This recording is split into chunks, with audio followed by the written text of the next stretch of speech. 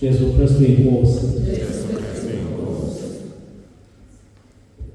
Ngiyabingelela abazalwane bonke egameni lenkosi yethu Jesu Kristu ukhethekile. Ngithanda ukubingelela ubapostoli, mama apostoli, umphakathi wonke wasephiwa,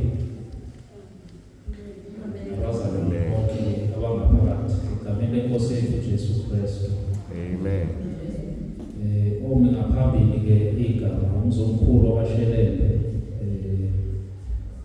obuya eGauteng phansi kwebranch yaseSoweto. Ngiyambonga kakhulu uNkulunkulu ukuthi ube nathi-ke ohabule besiqale ebusuku ngo-2 o'clock sizama ukusondela ngapha, sifika nje sekumenyezwa abefundisa sazokwenzakalani. Asitholanga ne-instruction usenze njani, kodwa sesitsheliwe kuthiwa asisho igama bese siyabingelela. Ngiyabingelela-ke bazalwane egameni lenkosi yethu Jesu Kristu. Ngiyabonga kakhulu ukuthola leli thuba lokuthi nje ngizobingelela. Izwi engibingelela ngalo-ke lilapha encwadini yeNdumiso 84 verse 4. Kuthi babusisiwe abahlala endlini kaJehova ngokuba bahlala bebonga yena.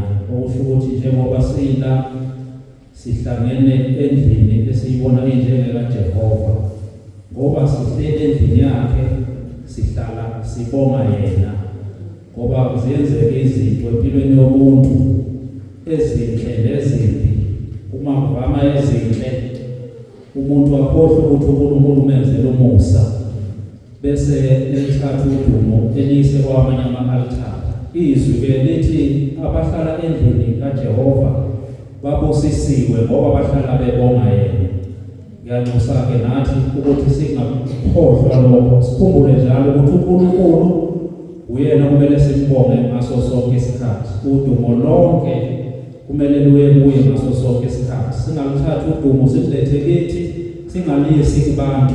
Thina esithi sihlala endlini kaJehova sibusisiwe ngoba sihlala sibonge igama lakhe elingcwele, uJesu Kristu inkosi.